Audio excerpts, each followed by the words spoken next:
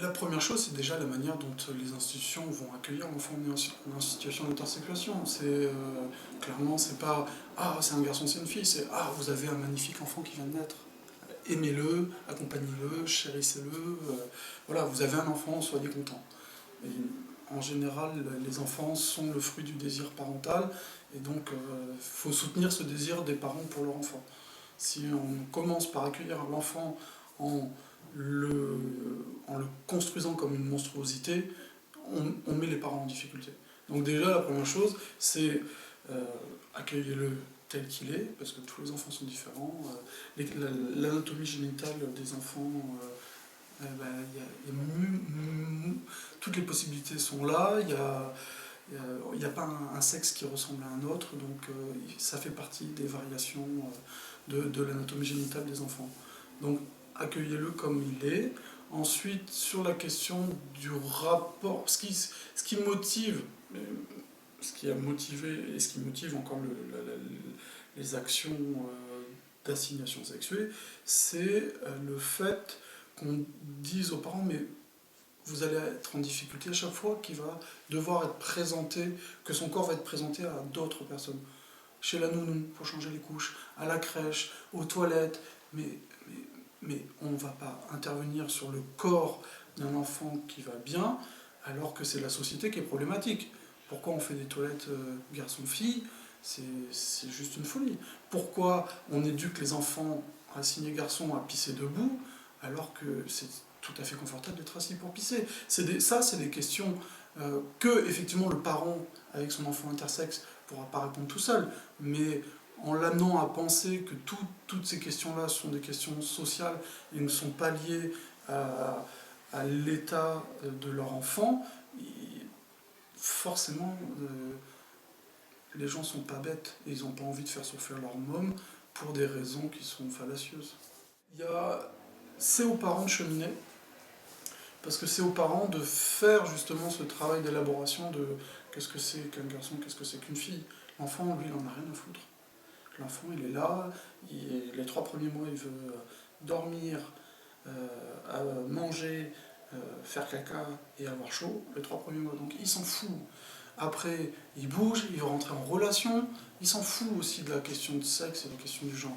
À 3 ans, là il commence à se poser des questions de la différence, mais c'est pas tant c'est parce qu'il est en capacité d'apprendre plein de choses. Et notre société fonctionne comme ça. Il y a des garçons et des filles. Et puis là, il fait. Alors que c'est pas tant la question de la différence des sexes que se pose à l'enfant. C'est la relation différenciée qu'il peut avoir avec les autres. Et à chaque fois, effectivement, on peut amener des réponses qui ne sont pas à l'origine de souffrance de cet enfant. Mais il faut. Voilà. Mais pour ça, on a déjà tous les outils, on a déjà tous les moyens. Il faut juste une volonté politique.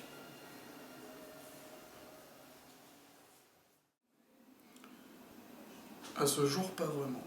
Il y a un certain nombre d'institutions, de pays qui ont pris des positions pour protéger les enfants inter. Malte, le 1er avril 2015, a interdit toutes les interventions chirurgicales sur les enfants inter.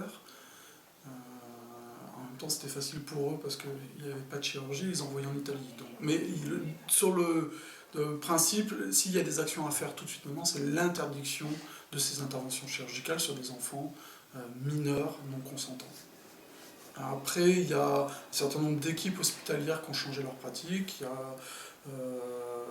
À Lausanne, il y a eu des changements de pratique parce qu'il y a eu un séminaire entre des féministes, des sociologues, des anthropologues, des personnes inter, des chirurgiens, des endocrinos. Ils se sont mis autour de la table.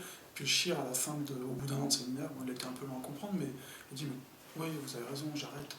Il y a un certain nombre, voilà, il y a un travail de longue haleine pour faire changer les méthodes, mais en même temps, on sait que l'ONU se positionne 5 à 6 fois par an pour dire que ce sont des mutilations et de la torture, mais l'ONU, ce n'est pour le moment que dans l'ordre du symbole.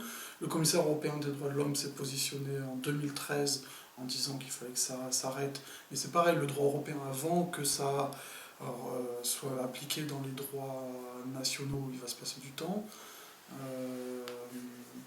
Donc il y a beaucoup de choses à penser et à faire. Nous, au niveau des militants, on sait que ça, bien sûr, la première chose, il y a une urgence à l'arrêt des interventions, et après, il y a urgence à former l'ensemble des professionnels de la naissance, les professionnels de santé, les professionnels du secteur social, médico-social, à ces questions-là, parce que le gros problème des questions inter, c'est l'invisibilisation, et c'est une invisibilisation instituée par la médecine, et dans une logique de on résout les problèmes, voilà, on n'en parle pas. Alors que c'est pas vrai. Ils créent des problèmes.